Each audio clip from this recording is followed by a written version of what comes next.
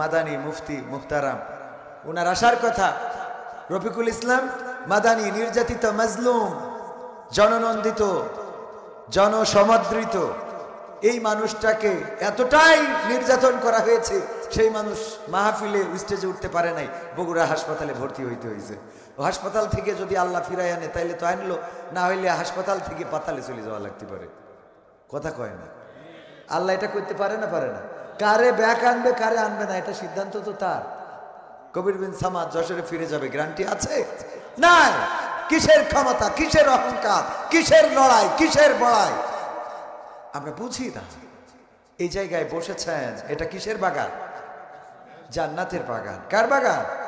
জান্নাতের বাগান। রিয়াজুল জান্নাত, রাসূল সাল্লাল্লাহু আলাইহি সাল্লামের ভাষায় এটা জান্নাতের বাগান। দুনিয়ার জান্নাতে যদি আসার বসার সৌভাগ্য না হয় তাইলে বুঝে নেবেন যে পরকালে জান্নাতে মেলা কাঠখড়ির ব্যাপার।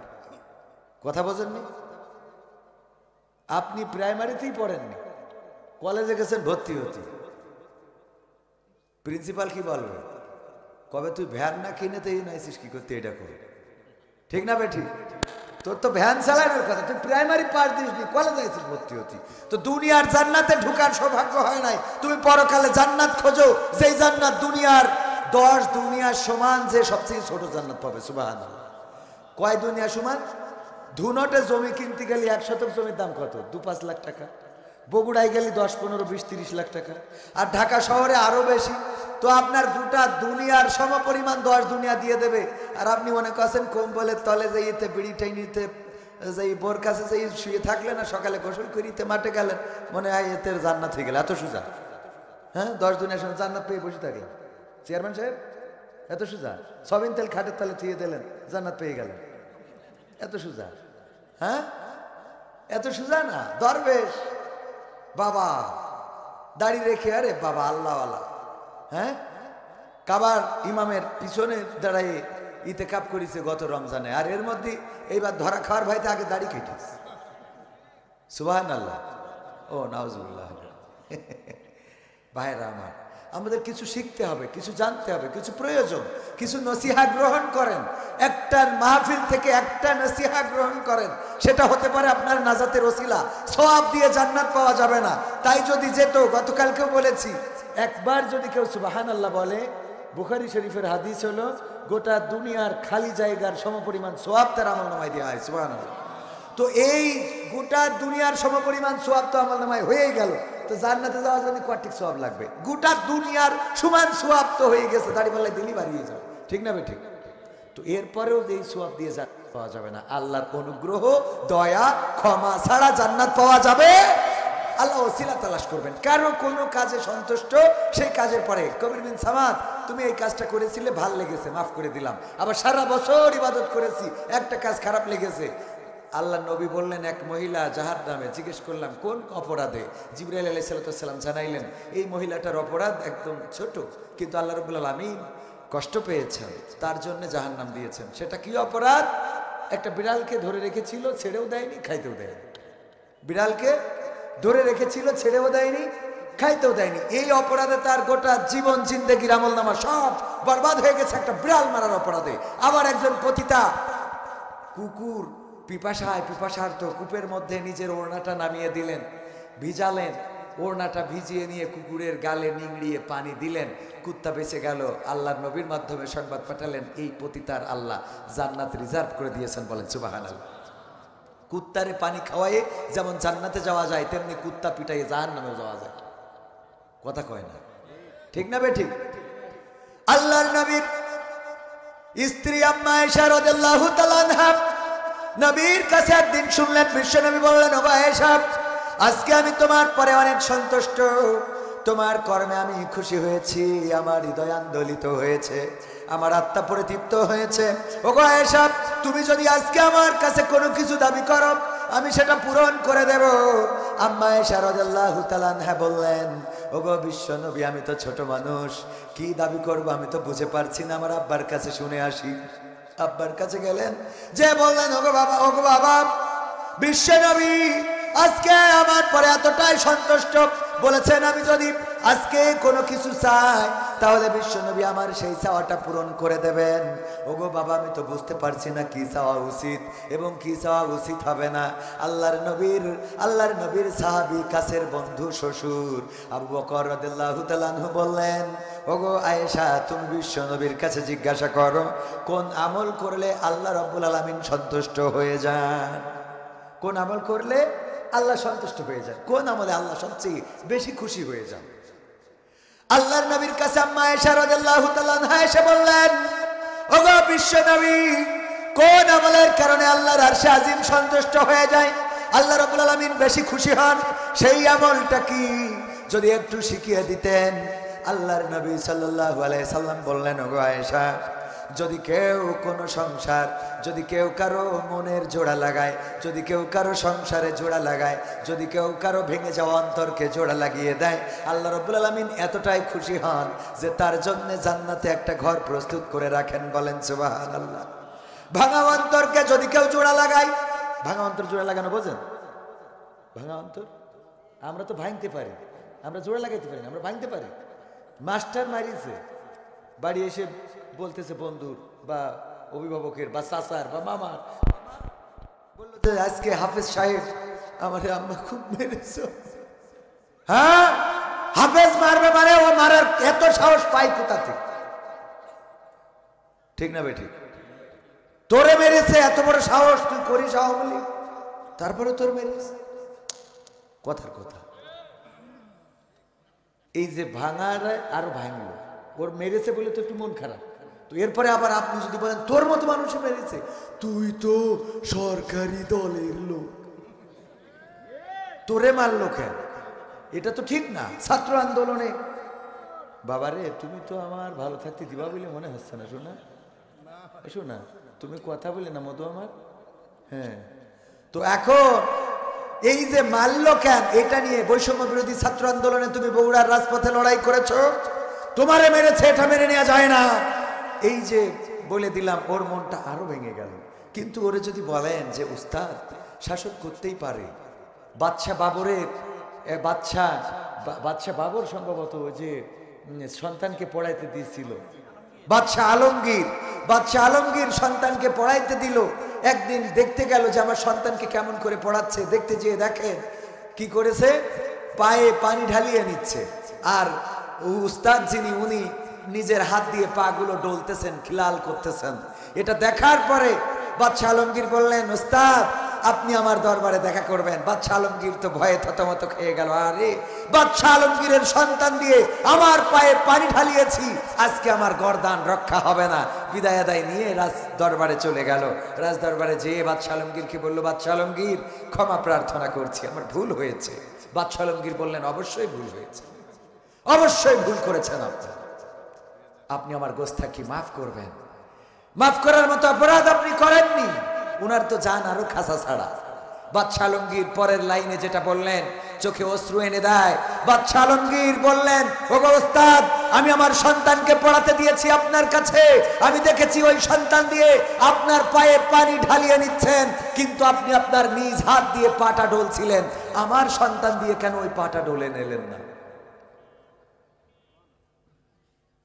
চিন্তা করা যায়। বাদশাহ আলমগীর শিখিয়ে দিলেন একজন শিক্ষকের মর্যাদা কতটুকু। পড়াবেন তো পড়াবেন, পানি ঢালিয়ে নিয়েছেন, আপনি নিজ হাতে কেন পা পরিষ্কার করবেন? আমার সন্তান আপনার পা পরিষ্কার করে দিতে হবে, এটাই নিয়ম, এটাই আইন, এটাই শিক্ষকের মর্যাদা। আর আমরা কি করি? আমাদের শিক্ষক যদি একটু বেত্রাঘাত করে, যে বেঞ্চি ভেঙে ফেলি, চেয়ার ভেঙে ফেলি, ওই শিক্ষক আরে স্কুলে আসতে পারবে। আবার মারির ক্ষেত্রেও অবশ্যই কন্ট্রোল করতে হবে। অনেক টিচার আছে, মার কিছু ভিডিও ফুটেজ আসে, এমন মার যে মার মানে অমানুষ, মানে শয়তান কয় যে আল্লাহ তুই আসিস আমি চলে গেলাম, কথা কয় না, কয় তুই আসিস আমি চলে গেলাম।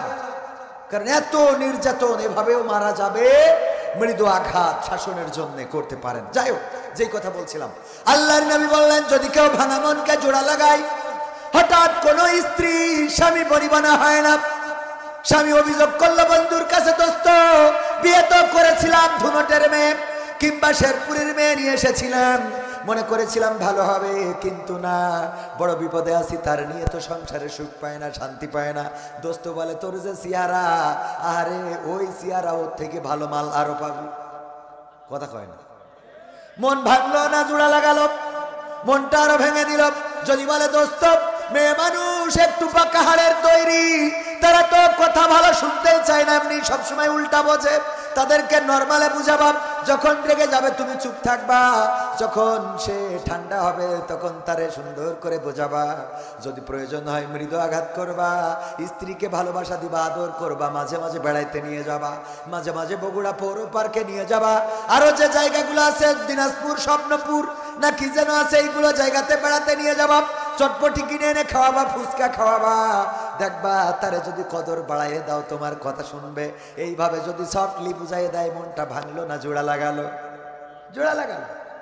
আল্লাহর নবী বললেন, ও আয়েশা শুনে নাও, যদি এমন ভাবে কেউ কারো মন ভাঙা মন জোড়া লাগিয়ে দেয়, ভাঙা ঘর জোড়া লাগিয়ে দেয়, তাহলে আল্লাহ রাব্বুল আলামিন এত সন্তুষ্ট হয়ে যান যে তার জন্য জান্নাতে একটা ঘর প্রস্তুত করে রাখেন। বলেন সুবহানাল্লাহ।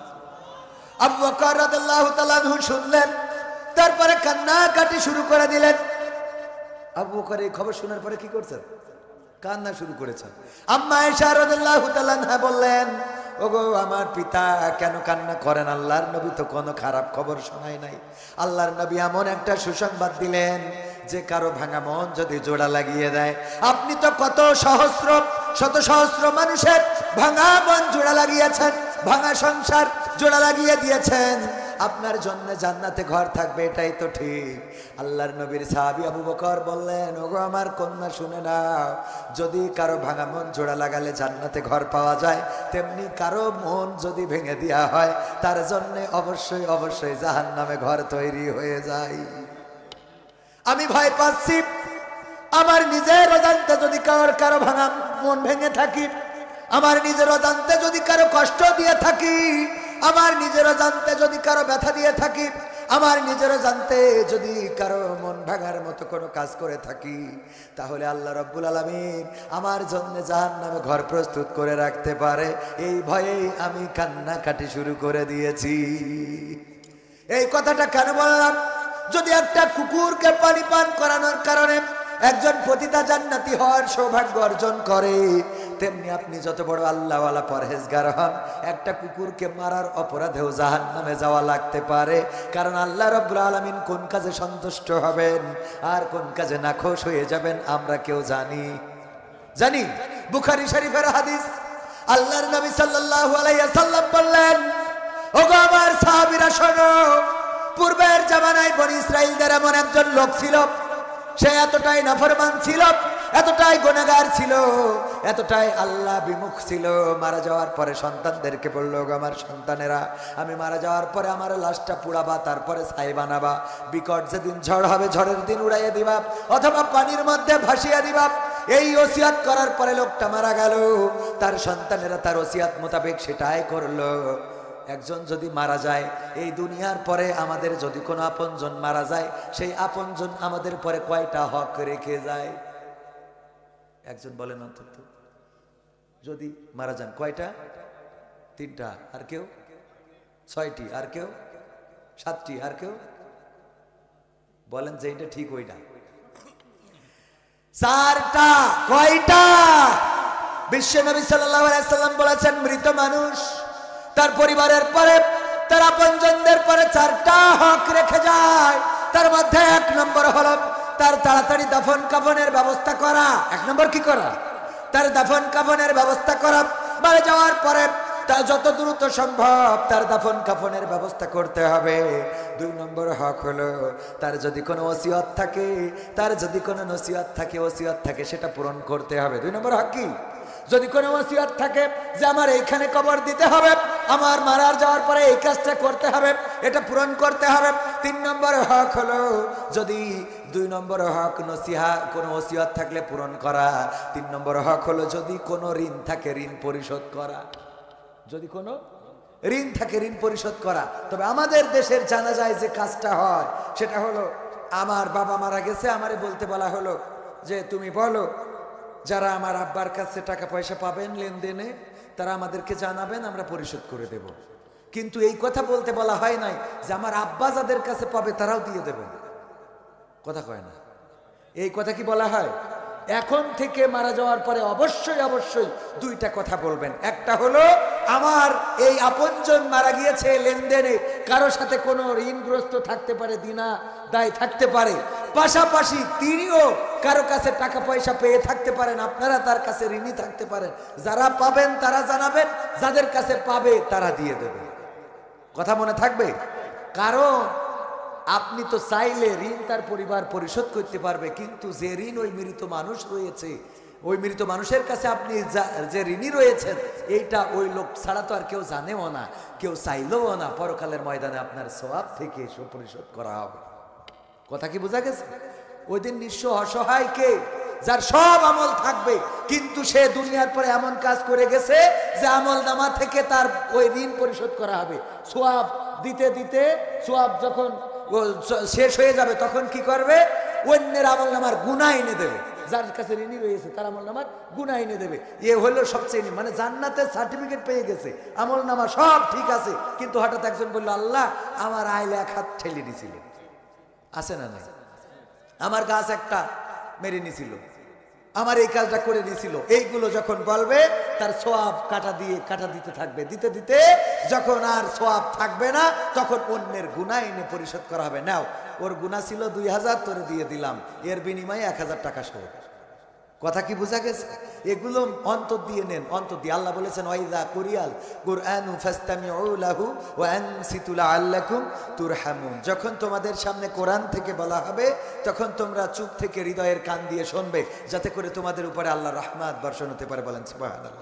আমরা সে আল্লাহর রহমত যদি চাই, একটু হৃদয়ের কান দিয়ে কিছু কথা, আমি ভাঙাচোরা মানুষ, আমার আব্দুল বারী রশিদি ভাই অনেক সুন্দর আলোচক, উনি আলোচনা, আমি বলছিলাম যে আপনি আমার পরে করবেন, উনি বলতেছে তাহলে আপনি 2 বার উঠা লাগবে, প্রথমে একবার করে যে ঘুমাবেন, আমি মাঝখানে করবো, তারপর লাস্টে আবার আসবেন। ভাই তো মজার মানুষ। তো যাই হোক, ভাইজান অনেক সুন্দর আলোচনা করে গেছেন। আমি মূর্খ মানুষ, একেবারে এখানে অযোগ্য, নরাধম, আপনাদের মধ্যে অধম আমি একমাত্র ব্যক্তি। গুনাহগারের জায়গায়ও আমাকে ধরে নিতে পারেন। যদি বলেন হুজুর তাইলে স্টেজে উঠলেন কেন? না উঠলে তো আপনারা আবার থাকেন না, এ আরেক ঝামেলা। ভালো হুজুর এনে আপনার, আমার হাফেজ সাহেব এই মাদ্রাসার, উনি আমার থেকে বড় আলেম, উনি ওয়াজ করুক, তো আপনারা থাকবেন কিনা? উনি তো সারা জীবনে এনে থাকে, আপনারা তো আসেন না। আসেন, এখন দুনিয়া হয়ে গেছে ভাইরালের পরে। কিসের পরে? আলেম কত বড় এটা মূল কথা না, মূল কথা হলো কে কত বড় ভাইরাল। কথা কয় না, কে কত বড় ভাইরাল। এই রোগ থেকে যেদিন বের হইতে পারবেন, আমি আবারও বলছি 2 রাকাত শুকরানা নফল আদায় করেন। এতে আমার দাওয়াত না হইলেও আমি খুশি, আলহামদুলিল্লাহ। মাহফিলের ময়দান যারা ইখলাসওয়ালা, তাকওয়াবান, ইলম আছে, তাদের জন্য মাহফিলের ময়দানটা উন্মুক্ত থাকুক। তারা যে কথাগুলো বলবে সেগুলো আমাদের কাজে লাগবে। আমরা যেটা বলছি এগুলো অগোছালো, ভাঙাচোরা কথা। এই কথা কেন যদি বলেন, তারপরেও কেন বলছেন? আল্লাহর নবী বলেছেন, বাল্লিগু আন্নি ওয়ালাউ আয়া, যদি একটা আয়াতও জানো তাহলে সেটা প্রচার করো। আল্লাহ বলেছেন, ওয়া মান আহসানু কওলাম মিম্মান দাআ ইলাল্লাহ ওয়া আমিলা সলিহা ওয়া ক্বালা ইন্নানি মিনাল মুসলিমিন। আল্লাহ বলছেন তার কথার চেয়ে ভালো কথা আর হতে পারে না, যে নিজে ভালো কাজ করে, অপরকে ভালো কাজের জন্য আহ্বান করে, আর মুখে ঘোষণা করে আমি একজন মুসলমান। কি মান? কি মান? মুসলমান কইতেও কষ্ট হয়ে গেল। শীতে কথা বেরোয় না, নাকি আমার কথায় আপনারা জবাব দিতে চাচ্ছেন না? কোনটা? শীতে বেরো হচ্ছে না। যাই হোক, অসুবিধা নেই, অল্প সময় কথা বলবো, কয়েকটা সঙ্গীত শোনাবো। তো তাইলে বুখারীর ওই হাদিসটা শেষ করে নিই। বিশ্বনবী বললেন, ওগো আমার সাহাবীরা, বনি ইসরাইলদের ওই ব্যক্তি, ওই যে হক বলতে বলতে 3টা বলেছে, আর একটা বাকি আছে, এটাও শেষ করি। হক কয়টা তাইলে? 1 নম্বর কি? তাড়াতাড়ি দাফন কাফনের ব্যবস্থা করা। 2 নম্বর তার ওসিয়াত থাকলে সেটা পূরণ করা। 3 নম্বর তার যদি কোনো ঋণ থাকে সেটা পরিশোধ করা। 4 নম্বর যদি সে সম্পদ রেখে যায় সেটা সুষম বন্টন করা। মেয়েরা বলে, তোরা বোন আর জমি নিয়ে কি করবি, লিখে থুয়ে যা, যা মিষ্টি খাওয়াই দেবেন, বগুড়া দই 2 কেজি কিনে দেবো। এরকম আছে না নাই? এটা কি সুষম বন্টন হইল? বাবা মারা যাওয়ার পরে বোনরে বুঝায় যে তুই আর জমি নিয়ে যে কি করবি, আছে না না? আহা, এই হক আদায় হলো না, মাথায় রাখতে হবে ভাইয়ের আমার। এইগুলো করতে হবে। কে বললেন গজল গান? আপনি দাঁড়ান তো, একজন মুসলমানের পরে আবার মুসলমানের হক কয়টা বলেন? দাঁড়ান, হক কয়টা? একজন মুসলমান আবার মুসলমানের পরে দাঁড়ায় বলেন। একটা গুরুত্বপূর্ণ কথা বলতেছি, কয়েক হুজুর গজল গান। হুজুর তো গজল গাওয়ার জন্যই বসিছে। সবাই জিকির করেন, লা ইলাহা ইল্লাল্লাহ, লা ইলাহা ইল্লাল্লাহ, লা ইলাহা। বোঝা হয়ে গেছে কিনা আমারই পড়তে হবে, আপনাদের পড়ার দরকার নেই।